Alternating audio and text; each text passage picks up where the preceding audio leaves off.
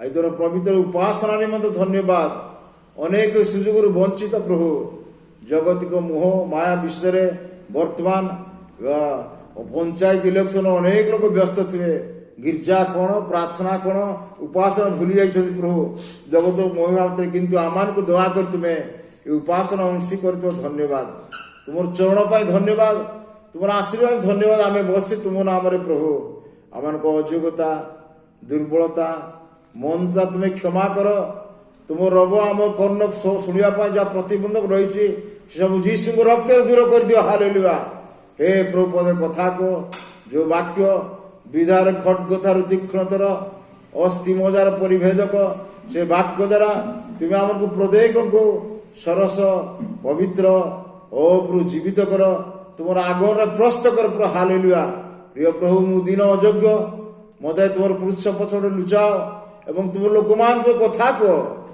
जो वाक्य से शुणी उद्दीपित जागृत हे तुम आगमन प्रस्त हे प्रभु आम उपासना जपरी तुम दृष्टि गृहित हे से दिन पाउल रोमियो मन कहले भाई माने प्रभु को दया सकाशु तुमको निवेदन करुच्ची तुम जीवन को तुम मन प्राण को सजीव पवित्र सुग्राह्य बलि रूप उत्सर्ग जहाँकि तुमको जुक्तिक उपासना आम तुम छावर जगत विभिन्न मोह जगतर असारता मनता बसिले तुम यथार्थ उपासना हुए ना तुम ग्रहण हुए ना प्रभु ये दयाकर मोर मन प्राण को शुचि कर पवित्र कर एवं तुम रब शुणा साहाय्य कर हालेलुया प्रभु आम निश्चय प्रार्थना शुणिच तुमको आशीर्वाद कर तुमर शांति आनंद फेरवा को देव विश्वास करुचु गौरव पूजा वंदना केवल तुमरी प्रभु कारण त्राणकर्ता प्रिय जीशु नाम ये प्रार्थना उत्सर्ग कर मागिलु पिता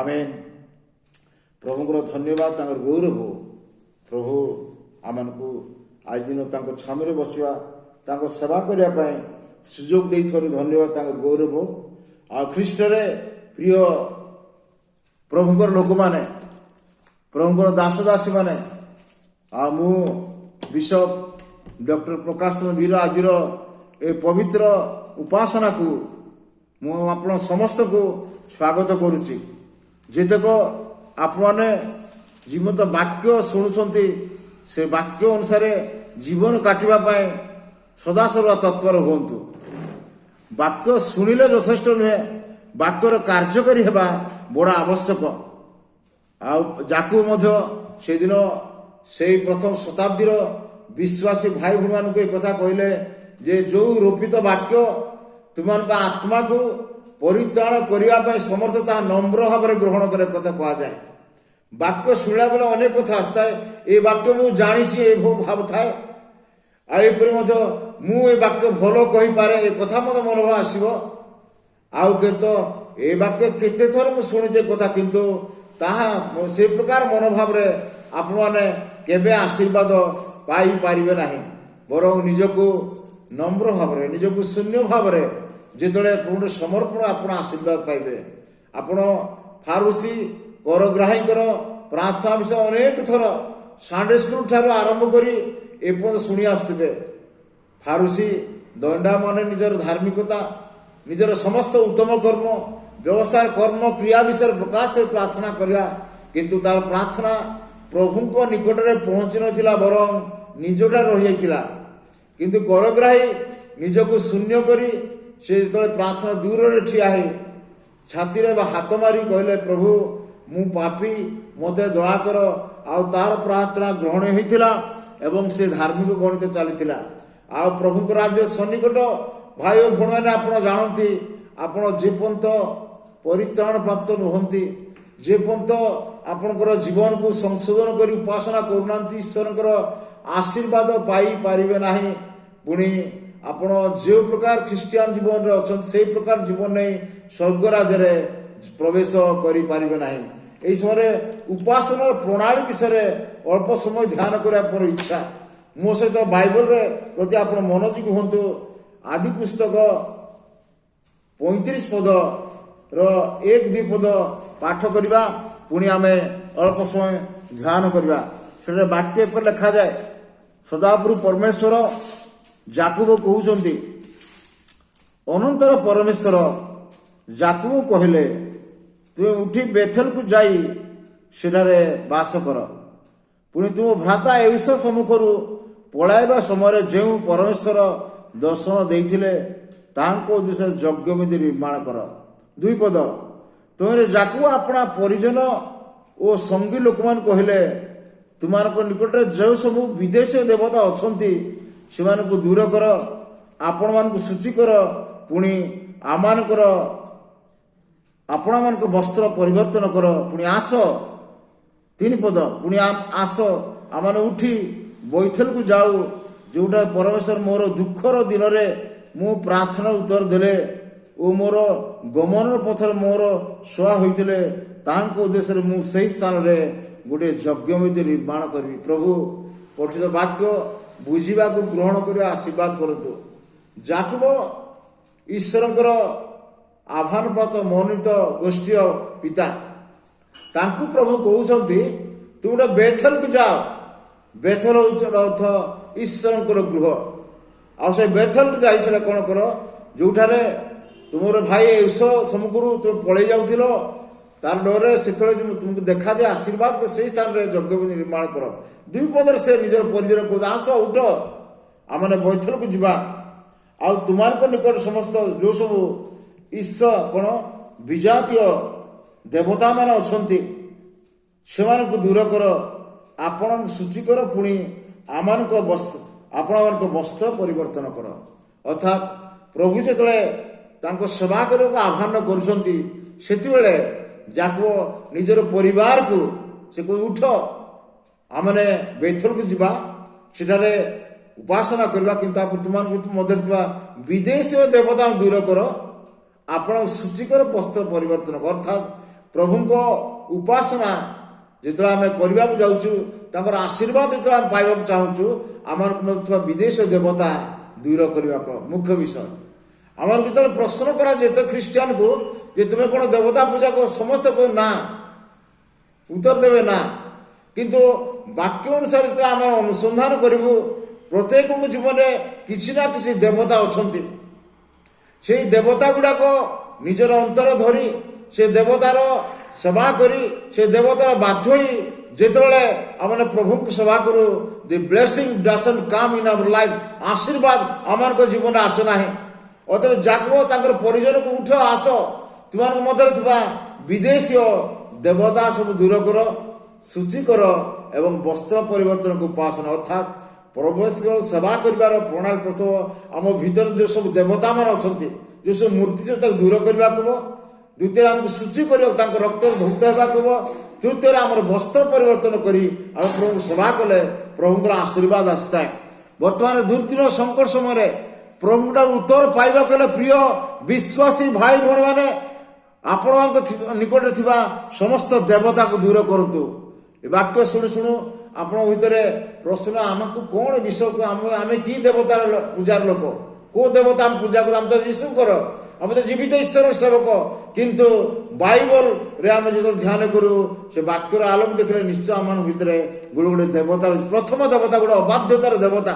ପ୍ରଥମ ସାମୁଏଲ ତାର 15 ଅଧ୍ୟାୟ, ପ୍ରଥମ ସାମୁଏଲ ତାର 15 ଅଧ୍ୟାୟ ତାର 22 ଏବଂ 23 ପଦ ପାଠ କରିବା। ମୁଁ ଆପଣଙ୍କୁ ପାଠ କରୁଛି, ମୋ ସହିତ ମନୋଯୋଗ। ଅବାଧ୍ୟତା ଗୋଟିଏ ଦେବତା ଆମମାନଙ୍କ ଜୀବନରେ ଅତି ଦୃଢ଼ ଭାବେ ସମସ୍ତଙ୍କ ଜୀବନରେ ମାଡ଼ି ବସିଥାଏ।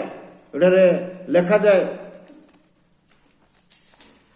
15 ଅଧ୍ୟାୟ ତାର 22 ପଦ, ତହିଁରେ ସାମୁଏଲ କହିଲେ, ଯେପରି ସଦାପ୍ରଭୁଙ୍କର ରବ ଶୁଣିବାରେ ସେପରିକି ହୋମ ବଳିଦାନରେ ସଦାପ୍ରଭୁଙ୍କର ସନ୍ତୋଷ ହୁଏ।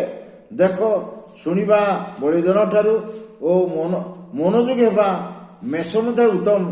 23 ପଦ, ଯେହେତୁ ବିଦ୍ରୋହ ମନ୍ତ୍ର ପାଠ ତୁଲ୍ୟ ଓ ଅବାଧ୍ୟତା ଅବସ୍ତୁର ଠାକୁର ମାନଙ୍କର ପୂଜା ତୁଲ୍ୟ, ତୁମେ ସଦାପ୍ରଭୁ ବାକ୍ୟ ତୁଚ୍ଛ କରିଅଛ, ଏଥିପାଇଁ ସେ ମଧ୍ୟ ତୁମ ରାଜା ହେବା ପାଇଁ ତୁଚ୍ଛ କରିଅଛନ୍ତି। ଏଠି ଅବାଧ୍ୟତା ଦେବତା। ଶାସ୍ତ୍ରାଂଶ ଲେଖାଯାଏ, ଇସ୍ରାଏଲର ପ୍ରଥମ ରାଜା ସାଉଲ, ପ୍ରଭୁ ତାଙ୍କୁ କହିଲେ, ତୁମେ ଯିବ ଅମାଲିକର ପ୍ରତ୍ୟେକଙ୍କ ନିର୍ଦ୍ଦୟ ହତ୍ୟା କରିବ। କଥା ମାନି ଗଲେ, କିନ୍ତୁ ସମ୍ପୂର୍ଣ୍ଣ କଥା ମାନି ନାହାନ୍ତି ସାଉଲ ରାଜା। ହୃଷ୍ଟପୁଷ୍ଟ ଗୋବଛ ମେଣ୍ଢା ଛେଳି ସେମାନେ ନେଇ ଆସିଲେ ଆଉ ଅବଶ୍ୟ ହତ୍ୟା କଲେ। ତାପରେ ପ୍ରଭୁ ସାମୁଏଲ ଭବିଷ୍ୟତ କହିଲେ ଯେ ସାଉଲକୁ ରାଜା କରିବା ତ ମୋର ଅନୁତାପ ହେଉଛି, କାରଣ ସେ ମୋର କଥା ମାନି ନାହିଁ। ଆଉ ସକାଳୁ ରାଜା ସାଉଲ ଭବିଷ୍ୟତ ବକ୍ତା ସାମୁଏଲ ସାଉଲକୁ ଦେଖା କରିବାକୁ ଗଲେ। ସେତେବେଳେ ସାଉଲ ଆଗ୍ରହ ସକାଶ କଲେ ଆଉ ପ୍ରଭୁଙ୍କ ନାମ ଧନ୍ୟ ହଉ, କାରଣ ଈଶ୍ୱର ଆଜ୍ଞା ମୁଁ ପାଳନ କରୁଛି। ତ ସାମୁଏଲ ଏଇ ଯୋଉ ମେଣ୍ଢା ରବ ଗୋରୁ ରବ ମୁଁ ଶୁଣୁ ତାର ମାନେ କଣ? ତେବେ ସାଉଲ କହିଲେ ସେ ତୁମର ଈଶ୍ୱରଙ୍କୁ ତୁମର ଲୋକମାନେ ବଳିଦାନ କରିବା ପାଇଁ ହୃଷ୍ଟପୁଷ୍ଟ ଗୋବଛ ଏବଂ ମେଷ ଆଣିଛନ୍ତି। ସେଇ କଥାରେ କହୁଛନ୍ତି ହଁ ରାଜା ସାଉଲ ପ୍ରଭୁଙ୍କ ରବ ଶୁଣିଲ ହୋମ ବେଳେ ପ୍ରଭୁ ସନ୍ତୁଷ୍ଟ କି? ତାପରେ ସେ କହୁଛନ୍ତି ଶୁଣ ସଦା ଦେଖ ଶୁଣିବା ବଳିଦାନ ଠାରୁ ମନୋଯୋଗୀ ହେବା ମେଷଦା ଉତ୍ତମ। ପୁଣି ଯେହେତୁ ବିଦ୍ରୋହ ମନ୍ତ୍ରପାଠ ତୁଲ୍ୟ ଓ ଅବାଧ୍ୟତା ଅବସ୍ଥିର ଠାକୁର ପୂଜା କଥା ସାଉଲ ରାଜା ସେ ମନେ କରୁଥିଲେ ଯେ ପ୍ରଭୁଙ୍କ କଥା ମାନିଛନ୍ତି, କିନ୍ତୁ ସେ ଅବାଧ୍ୟ କଣ ଠାକୁର ପୂଜା। ଆଜି ଆମମାନଙ୍କ ଜୀବନ କାଳ ମଧ୍ୟରେ ଅନେକ ବାର ଆମେ ପ୍ରଭୁଙ୍କ ବାକ୍ୟ ଶୁଣି ଆସିଛୁ, ଅନେକ ଚେତନା ପରାମର୍ଶ ସଣ୍ଡେ ସ୍କୁଲରେ ସଭାସନ ଶୁଣି ଆସୁ, କିନ୍ତୁ ତାକୁ ଯେତେବେଳେ ଆମେ ଅଗ୍ରାହ କରି ଶୁଣିନା ଅବାଧ୍ୟ ହେଇଛୁ, ଆମେ ଠାକୁର ଦେବତା ପୂଜା କରୁଛୁ। ଅତଏବ ଆଜି ପ୍ରଭୁଙ୍କ ଠାରୁ ନୂଆ ଆଶୀର୍ବାଦ ଆମେ ଗୀତ ମଧ୍ୟ ଗାଇଥିଲୁ, ଆପଣ ନିଶ୍ଚୟ ଶୁଣିଛୁ ନୂଆ ଅନୁଭବ ଦିଅ ମୋ ଯୌବନେ ପ୍ରଭୁ ହେ ତୁମ ଆଗମନ ହେ ଆହେ ବିଶ୍ୱକର୍ତ୍ତା। ଅର୍ଥାତ୍ ନୂଆ ଅନୁଭବ ନୂଆ ଆଶୀର୍ବାଦ ନୂଆ ଶାନ୍ତି ପାଇବାକୁ ହେଲେ ଆଜି ଆମମାନଙ୍କ ଜୀବନରୁ ଅବାଧ୍ୟତା ରୂପ ଦେବତାକୁ ଦୂର କରିବାକୁ ହେବ। ଆଉ ସେ ଅବାଧ୍ୟ ରୂପ ଦେବତା ଆମ ଈଶ୍ୱର ବାକ୍ୟକୁ ପାଳନ କରିବାରେ ଗ୍ରହଣ କରିବାରେ ଆମେ ପ୍ରତିବନ୍ଧ ସୃଷ୍ଟି କରେ, ଆଉ ମାନେ ଆଶୀର୍ବାଦରୁ ବଞ୍ଚି ଯାଇଥାଉ। ପ୍ରିୟ ଭାଇ ଭଉଣୀ ଏଥିପାଇଁ ସତର୍କ ହେବା। ଆସୁ ସେଦିନ ଯାକୋବକୁ ସଦାପ୍ରଭୁ କହିଲେ ଉଠ ତୁମେ ବେଥେଲକୁ ଯାଅ, ସେଠି ଯଜ୍ଞବେଦୀ ନିର୍ମାଣ କର। ଆଉ ଯାକୋବ କହୁଛି ନିଜର ପରିଜନକୁ ଉଠ ତୁମେ ଆପଣା ମାନଙ୍କ ଭିତରେ ବିଦ୍ୱେଷ ଦେବତା ଦୂର କର। ଆଜିକି ଆମେ ଗୃହର କର୍ତ୍ତା ଭାବରେ ବାପା ଭାବରେ ମା ଭାବରେ ଆମର ପୁତ୍ର କନ୍ୟା କହିବା କି ତୁମମାନଙ୍କ ଥିବା ସବୁ ବିଦେଶ ଦେବା ଦୂର କର, ତୁମେ ସୂଚୀ କର, ବସ୍ତ୍ର ପରିବର୍ତ୍ତନ କର, ଆମେ ଈଶ୍ୱରଙ୍କ ଗୃହକୁ ଯିବା, ପ୍ରଭୁଙ୍କର ସେବା କରିବା, ଆଶୀର୍ବାଦ ପାଇବା। ଆଜି ଖ୍ରୀଷ୍ଟୀୟ ପରିବାର ମାନଙ୍କରେ ଆଶୀର୍ବାଦ ନାହିଁ। ଆଜି ଉପାସନା ହଉଛି, ଗିର୍ଜା ହଉଛି, ପ୍ରଚାର ହଉଛି, ନେତା ନେତ୍ରୀ ମାନଙ୍କ ପରିବାରରେ ଆଜି ଶାନ୍ତି ଆସିବ କାହିଁକି? ଅନେକ ବିଦେଶ ଦେବତା ରାଜତ୍ୱ ନାମରେ ଅଛି ଖ୍ରୀଷ୍ଟୀୟ ପରିବାର। କୌଣସି ଗୃହରେ ଏପରି ଲେଖାଯାଏ ଯେ ଖ୍ରୀଷ୍ଟ ଗୃହର କର୍ତ୍ତା, କିନ୍ତୁ ବାସ୍ତବରେ କାର୍ଯ୍ୟରେ ଗୃହ ଭିତରେ ଦେବତା ଦେବତୀ ପୂଜା ଅବାଧ୍ୟତା ଦେବତା ରାଜତ୍ୱ କରୁଛି।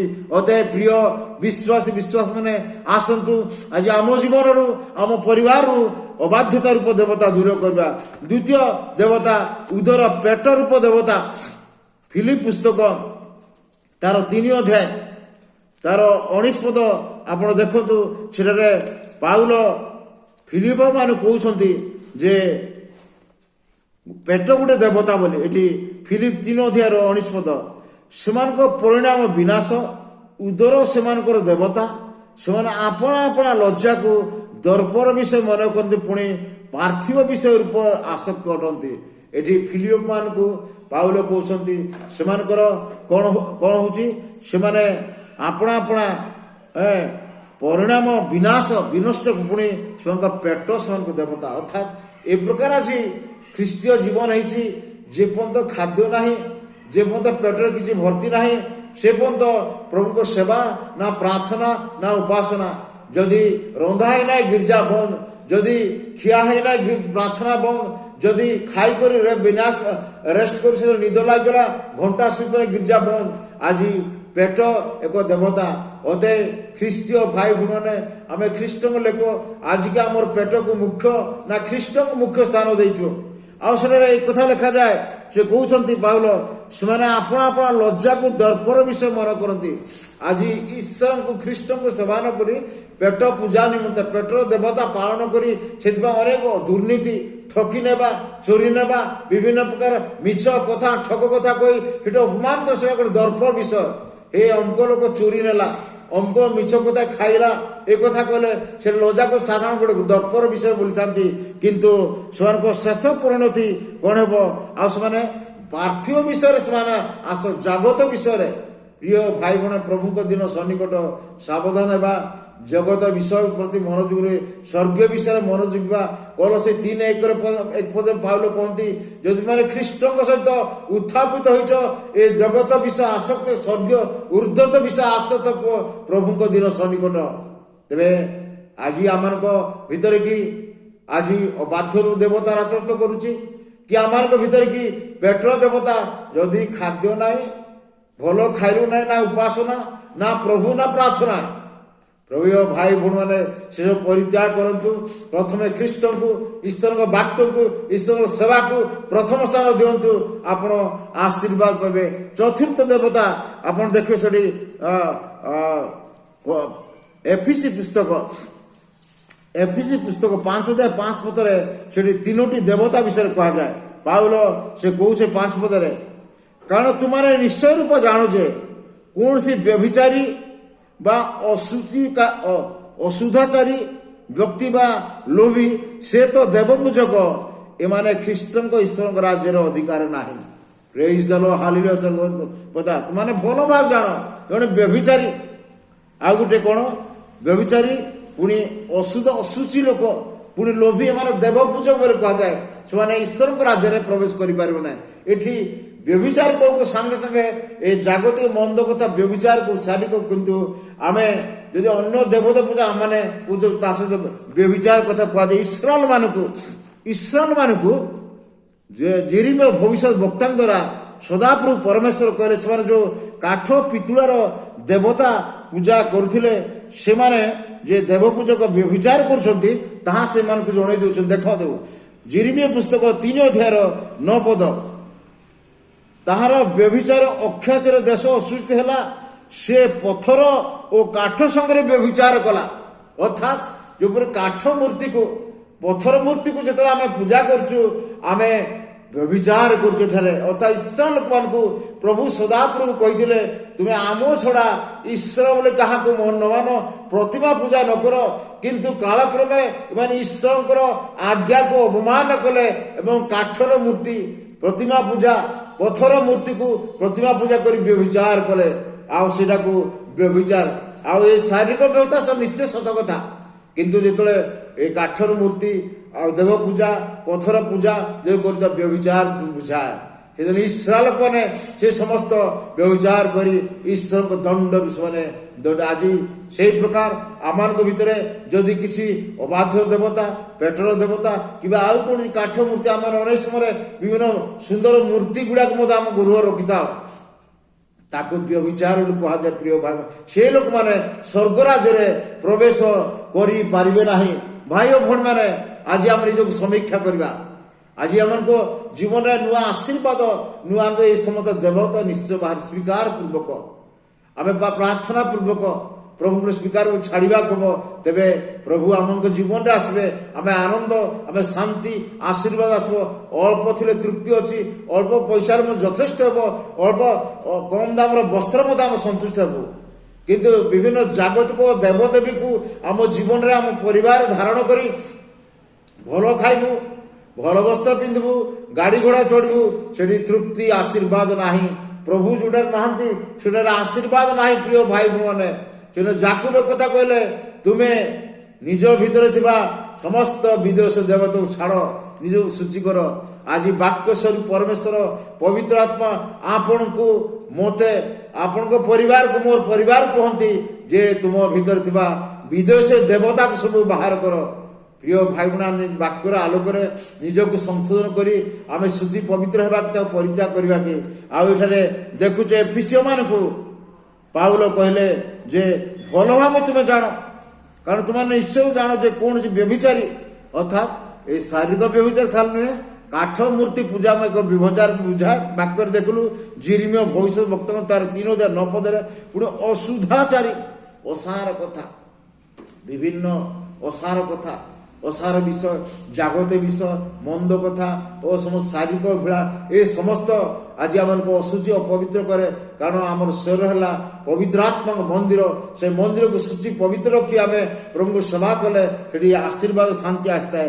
ପୁଣି ଆଉ କଣ ସେଟା ସେ କହୁଛନ୍ତି ଯେ ଲୋଭ ମଧ୍ୟ ଆମେ 10 ଆଗରେ ଦେଖୁଛୁ, प्रतिवासी कौन सी वस्तु को लोभ करना बोले लिखा अच्छी आम जीवन में छोट छोट विषय आमको लोभाशक्ति होता जहाँकि देव पूजा बुझाए आते से लोभ रूप देवता आम जीवन में आम हृदय राजत्व करे ईश्वर बा ख्रीष्ट पवित्र सत्य ईश्वर आम जीवन आसी पारती ना आमर प्रार्थना आमर सेवा आमर उपासना प्रभु गृहित होना विषय आम स्वर्ग राज्य प्रवेश कर जगत विभिन्न घटना भाई भौण मैंने देखुं युद्ध सांप्रदायिक विद्वेष भाव विभिन्न अत्याचार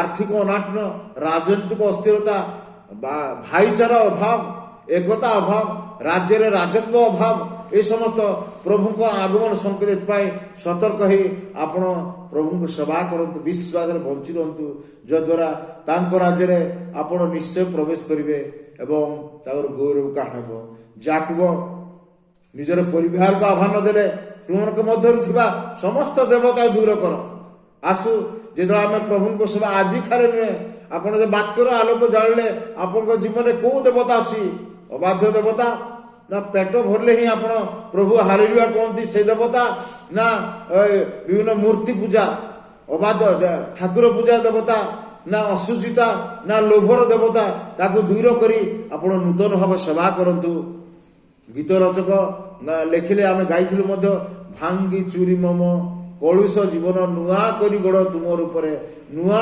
जन्मर अनुभव प्राण उछुलुटी सदा आम था जो आम भांगी दे निजक शून्य करदे निज पवित्र करदे भाई भोड़ मैंने आम नुआ जीवन आसब नुआ जीवन अनुभव से आनंद जीवन उछुल उठब ता आवश्यक बर्तमान जगतर विलास बसन खाद्य पोशाक वस्त्र आमको नुआ आनंद दे पारना अतएव जाकब सब दूर कर प्रभु निज सेवा कले यज्ञवेदी निर्माण कर आशीर्वाद पाइले आसु एले कह सूची तापर निजक सूची करने आवश्यक वस्त्र आम यात्रा पुस्तक 19 अध्याय 10 पद देखा से इस्राएल मान सदापुर परमेश्वर मूसा कहले आउ 3 दिन पर से होरे पद मोह निकट आसु सेवा कर निज सूची करंतु एवं कौन निज वस्त्र परिवर्तन कर आसतु एक कथा यात्रा पुस्तक 19 अध्याय यात्रा पुस्तक 19 अध्याय तार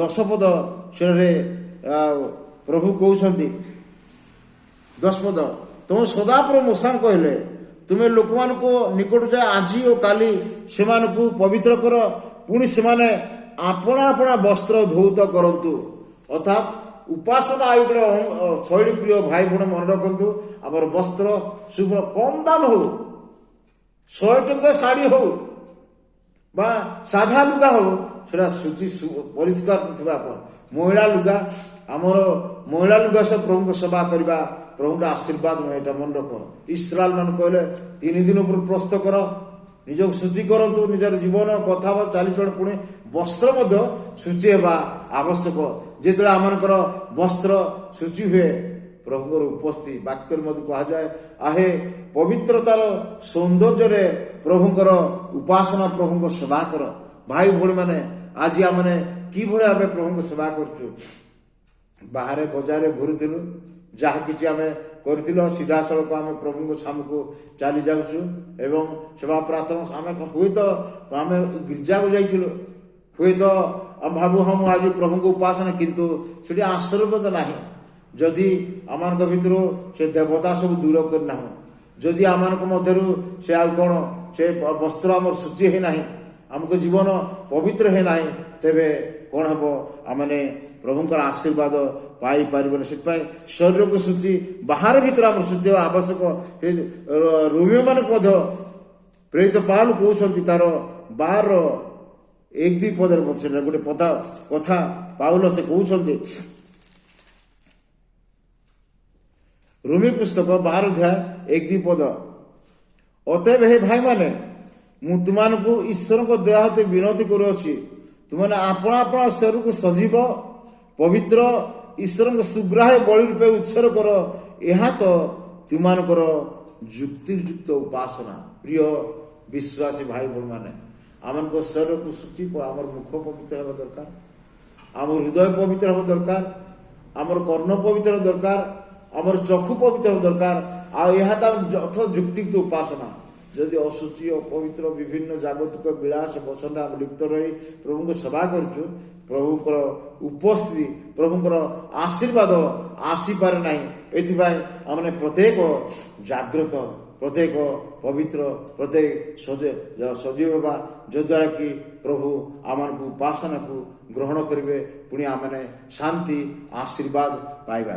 ପ୍ରିୟ ଭାଇ ଭଉଣୀମାନେ, ଆସୁ ଏଇ ଦିନମାନଙ୍କ ପ୍ରଭୁଙ୍କ ସେବା ଅତି ପବିତ୍ର ଭାବରେ, ଅତି ସୂଚି ଭାବରେ କରିବା, ଯଦ୍ୱାରା କି ପ୍ରଭୁ ଆମମାନଙ୍କ ମଧ୍ୟରେ ଉପସ୍ଥିତ ହେବେ, ଆମମାନଙ୍କ ପ୍ରାର୍ଥନା ଶୁଣିବେ, ଆମକୁ ଗ୍ରହଣ କରିବେ ଏବଂ କ'ଣ କରିବେ, ଆମକୁ ଗ୍ରହଣ କରିବେ। ଆମେ ଶାନ୍ତି ଆନନ୍ଦର ଭାଗି ହେବା ଏବଂ ପ୍ରଭୁଙ୍କ ରାଜ୍ୟରେ ଆମେ ନିଶ୍ଚୟ ପ୍ରବେଶ। କାରଣ ବାକ୍ୟରେ ଦେଖିଲୁ ଯେ ଏଇ ଲୋକମାନେ ସ୍ୱର୍ଗରାଜ ଅଧିକାରୀ ହେଇପାରିବେ ନାହିଁ। ପ୍ରଭୁଙ୍କ ସେବା କରି ଉପାସନା କରି ବାକ୍ୟ ପ୍ରଚାର କରି ଦାନ ଦେଇ ଗୀତ ଗାଇ ଖ୍ରୀଷ୍ଟିଆନ ନାମ ନେଇ ମଣ୍ଡଳୀ ସଂସ୍ଥା ମାନଙ୍କୁ ବଡ଼ ବଡ଼ ପଦପଦବୀ ନେଇ ଯଦି ଶେଷରେ ଈଶ୍ୱରଙ୍କ ରାଜ୍ୟରେ ମଧ୍ୟ ଅବାଧ୍ୟ ହେଇ ଅପବିତ୍ର ଉପାସନା କରି ଆମେ ଯଦି ଈଶ୍ୱରଙ୍କ ରାଜ୍ୟ ବଞ୍ଚିତ ତେବେ କି ଲାଭ? ଯୀଶୁ ସେଥିପାଇଁ କଥାକୁ ମନୁଷ୍ୟ ସମସ୍ତ ଜଗତ ଲାଭ କରି ଯଦି ସେ ଆପଣା ଆତ୍ମା ହରାଇ ତେବେ ତାର କି ଲାଭ କୁହାଯାଏ? ଭାଇ ଓ ଭଉଣୀମାନେ, ଆସୁ ଆମେ ପ୍ରଭୁଙ୍କର ସେବା ଯଥାର୍ଥ ଭାବେ କରିବା, ପ୍ରଭୁ ଦୃଷ୍ଟିରେ ଗୃହୀତ ହେବା। ଆଉ ପ୍ରଭୁ ଆମକୁ ଯାହା ବାକ୍ୟ ଦିଅନ୍ତି, ପ୍ରଭୁ ଆମକୁ ଯାହା କଥା କହନ୍ତି ତାକୁ ଆମେ ସ୍ୱୀକାର କରି ଛାଡ଼ିବା, ତେବେ ନିଶ୍ଚୟ ଆଶୀର୍ବାଦ ପାଇବା। ସେଦିନ ଜ୍ଞାନୀ ସୋଲୋମନଙ୍କ ଦ୍ୱାରା ହିତୋପଦେଶର 28 ଅଧ୍ୟାୟ 13 ପଦରେ ଗୋଟେ କଥା, ସୁନ୍ଦର କଥା ଆଉ ପ୍ରଭୁ କହନ୍ତି ତାର 28-13 ପଦରେ, ଯେ ଆପଣା ଅଧର୍ମ ଆଚ୍ଛାଦନ କରେ ସେ ମଙ୍ଗଳ ପାଇନାହିଁ, ମାତ୍ର ଯେଉଁ ଲୋକ ତାହା ସ୍ୱୀକାର କରି ଛାଡ଼େ ସେ ଦୟା ପାଇବ। ପ୍ରିୟ ଭାଇ ଭଉଣୀମାନେ, ବାକ୍ୟ ଯେ ଆପଣ ଅଧର୍ମକୁ ଲୁଚେଇ ଦେଲା, ହଁ ନିଶ୍ଚୟ ଭଲ ଭକ୍ତି, ଉତ୍ତମ ଖ୍ରୀଷ୍ଟିଆନ, ଆଦର୍ଶ ଖ୍ରୀଷ୍ଟିଆନ, ଉଦ୍ଯୋଗ ଖ୍ରୀଷ୍ଟିଆନ ଭାବରେ ଗିର୍ଜା ଆସି ବସିଲୁ, ପ୍ରାର୍ଥନା କଲୁ, ବାକ୍ୟ ଚିନ୍ତା କଲୁ ସମସ୍ତ, କିନ୍ତୁ ଯଦି ମନ୍ଦତା ଆମ ଭିତରେ ରହିଛି ସେଠି କ'ଣ ବୋଲି ଲେଖାଯାଏ, ଯେ ଆପଣ ଅଧର୍ମ ଆଚ୍ଛାଦନ କରେ ସେ କ'ଣ ପାଇବ ନାହିଁ? ସେ ମଙ୍ଗଳ ପାଇବ, ମଙ୍ଗଳ ନାହିଁ। ଆଜି ମଣ୍ଡଳୀରେ ଅନେକ ଲୋକମାନେ ବିଭିନ୍ନ ଅଧର୍ମକୁ, ଅନ୍ୟାୟକୁ, ଅତ୍ୟାଚାରକୁ, ପାତର ଅନ୍ତରକୁ, ଈର୍ଷା ଦ୍ୱେଷକୁ ଆଚ୍ଛାଦନ କରି ପୁଲପୁରେ ଠିଆ ହେବା ଉପାସନା ମାନଙ୍କରେ ମହାନ ପ୍ରଭୁଙ୍କ କଥା କହି ନିଜକୁ ପ୍ରଭୁଙ୍କ ସେବକ ବୋଲି, କିନ୍ତୁ ଜୀବନରେ ମଙ୍ଗଳ ନାହିଁ, ଦୁଃଖ, ଅମଙ୍ଗଳ, ସମସ୍ୟା, ସଙ୍କଟ, କିନ୍ତୁ ବାକ୍ୟ ସୁନ୍ଦର ଯେ ସ୍ୱୀକାର କରି ଛାଡ଼େ। ଅତଏବ ଆମେ ଯାହା ଯାହା ଜୀବନରେ ଦିନମାନଙ୍କ ଗତ ବର୍ଷ ଆମେ କରି ତାକୁ ସ୍ୱୀକାର କରି ଛାଡ଼ିବା, ଯାହାକି ଆମଙ୍କ ଜୀବନରେ କ'ଣ ଆଶୀର୍ବାଦ ଆସିବ। ସ୍ୱୀକାର କରି ସେ ଦୟା ପାଇ, ପ୍ରଭୁଙ୍କର ଦୟା ଆମ ପାଇଁ ଯଥେଷ୍ଟ। ଅତଏବ ପ୍ରିୟ ବିଶ୍ୱାସୀ ଭାଇ ଭଉଣୀମାନେ, ଆସୁ ଆମଙ୍କର ଅନ୍ତର ପ୍ରଭୁ ଦେଖନ୍ତି, ପ୍ରଭୁ ଆମକୁ ଜାଣନ୍ତି, ପ୍ରଭୁ ଆମଙ୍କର ମର୍ମ ପରୀକ୍ଷା କରନ୍ତି। ଆମେ କିଭଳିଆ ପ୍ରଭୁଙ୍କୁ ସେବା କରୁଛୁ ତାହା ଆଜି ପ୍ରଭୁଙ୍କ ସାମରେ ସମର୍ପିତ ହେଇ ଆମେ କ'ଣ କରିବା? ପ୍ରାର୍ଥନା କରିବା, ସେବା କରିବା, ଯଦ୍ୱାରା କି ଆମ ଜୀବନରେ ଦୟା ଆସିବ, ପ୍ରଭୁଙ୍କର ଦୟା। ଜଗତ ମନୁଷ୍ୟର ଦୟା ନୁହେଁ, ଜଗତ ବିଶ୍ୱ ଲୋକମାନଙ୍କ ଦୟା ନୁହେଁ, ଈଶ୍ୱରଙ୍କର ଦୟା। ଅତଏବ ଆସୁ ଆମେ ପ୍ରଭୁଙ୍କୁ ଆମ ଜୀବନ ସମର୍ପଣ କରି ଆମ ସବୁ ଦୁର୍ବଳତା ଅଯୋଗ୍ୟତା ସ୍ୱୀକାର କରି ସେବା କରିବା, ସମସ୍ତ ଦେବତାକୁ, ସମସ୍ତ ମମତାକୁ ଛାଡ଼ିବା, ଯଦ୍ୱାରା କି ଆମେ ଉତ୍ତମ ଖ୍ରୀଷ୍ଟିଆନ ଜୀବନ କାଟି ପ୍ରଭୁ ଆମ ଜୀବନ ରାଜତ୍ୱ କରିବେ, ଆମେ ଶାନ୍ତି ଆନନ୍ଦ ପାଇବା, ଶେଷରେ ତାଙ୍କ ରାଜ୍ୟରେ ନିଶ୍ଚୟ ପ୍ରବେଶ କରି। ପ୍ରଭୁ ଏ ଅଳ୍ପ ଉତ୍ସାହ ବାକ୍ୟ ଦ୍ୱାରା ଆପଣମାନଙ୍କୁ ପ୍ରଚୁର ଆଶୀର୍ବାଦ କରନ୍ତୁ ଏବଂ ପ୍ରଭୁଙ୍କର ସେବା ଦ୍ୱାରା ନୂଆ ଆନନ୍ଦ, ଶାନ୍ତି, ଆଶୀର୍ବାଦ ପାଇବା ପାଇଁ ସେ ପ୍ରଚୁର ଭାବେ ଆପଣଙ୍କୁ ଅନୁଗ୍ରହ କରନ୍ତୁ। ପ୍ରାର୍ଥନା କରିବା, ଆସନ୍ତୁ ପ୍ରାର୍ଥନା କରିବା, ପ୍ରଭୁଙ୍କର ନିଜ ଜୀବନ ସମର୍ପଣ ପ୍ରାର୍ଥନା କରିବା। ଆପଣ ନିଜେ ନିଜେ ସମର୍ପିତ ହୁଅନ୍ତୁ। ଯଦି କିଛି ଏହିପରି ଦେବତା, ଏପରି ଦୁଷ୍ଟ ପ୍ରଭୁଙ୍କର ଅଶୁଭ ବିଷୟ ଆପଣଙ୍କ ଜୀବନ ରାଜତ୍ୱ କରୁଛି ତାକୁ ସ୍ୱୀକାର କରି ଛାଡ଼ନ୍ତୁ। ଜୋନ୍ ମଧ୍ୟ ଲେଖିଲେ ପ୍ରଥମ ଯଦି ଆମେ ଆପଣା ପାପ ସ୍ୱୀକାର କରିବା ତେବେ ସେ ଆମମାନଙ୍କୁ ସମସ୍ତ ପାପ କ୍ଷମା କରିବାକୁ, ସମସ୍ତ ଅଧର୍ମ ମାର୍ଜନ ବିଶ୍ୱସ୍ତ ନ୍ୟାୟବାନ ପରମେଶ୍ୱର ବୋଲି ବାକ୍ୟ ଆମକୁ ଏକ ନିଶ୍ଚିତ ଭରସା ଦିଏ। ଆସୁ ଆମେ ସ୍ୱୀକାର କରି ପ୍ରାର୍ଥନା କରିବା। ହାଲେଲୁୟା, ହାଲେଲୁୟା, ପ୍ରେଜ୍ ଦ ଲର୍ଡ, ଜୀବନ୍ତ, ପବିତ୍ର, आश्चर्य साधन कर सदापुर परमेश्वर आज पवित्र उपासना दिन तो धन्यवाद तुम गौरव प्रभु से दिन जाकुब तुम्हें एक कथा कहल तुम्हें उठ बेथर को जाओ तुम्हें सेठारे यज्ञ बेदी निर्माण कर उपासना कर तेरे से खाली उठी निज परिवार सहित गले उठ तुम भर जहाँ देवता अच्छे विदेश तो बाहर कर आउ मु दुर्दिन समय बेथर जो सदापुर मत आस से स्थान को जा उपासना करवा परिवार से गले आ प्रभु को सेवा कले से दिन झील से यही शपथ ने मु मोर परिजन आम सदापुर को सेवा करेंगे कथा कहले प्रिय भाई बहन ने आज आपण निजे आपण स्त्री आपण निजर पिला को नहीं जेपरी आम सेवा करूँ पवित्र भाव में यही अनुग्रह प्रदान कर आज आम परिवार जीवन में आज आम पिला जीवन में जदि मंदता असारता देवता मन राजत्व को तुम रक्तर धोई दियो प्रभु क्षमा कर प्रभु एवं सुश्री पवित्र सेवा करी तुम आशीर्वाद भाग्य नुआ आनंद नुआ अनुभव पाए कृपा कर गौरव सम्र पूजाबना तुम्हें पा प्रभु प्रचारित वाक्य प्रचुर भाव समस्त जीवन कार्य कृपा कर प्रभु फल उत्पन्न करने कृपा कर परिवर्तन जीवन काटी शेष तुम राज्य में प्रवेश करने को प्रत्येक भाई बहन तुम्हें प्रस्तुत कर गौरव पूजा प्रसव तुम्हें पाओ अवश्य समय दिन आम जीवन को तुम लोक तुम हस्त समर्पण करी यही प्रार्थना त्राणकर्ता प्रिय प्रभु यीशु नाम उत्सर्ग मागुली पिता आमेन। ख्रीष्ट रे प्रिय विश्वासी विश्वासी माने आपण आमर अधिक आत्मिक कार्यक्रम जानवा को शुणा चाहिए आप यूट्यूब रे डॉक्टर प्रकाश जय मिनिस्ट्री टाइप करी आपण अवश्य आत्मिक कार्य लाभवान हेबे प्रभु आपण को आशीर्वाद करंतु आमेन।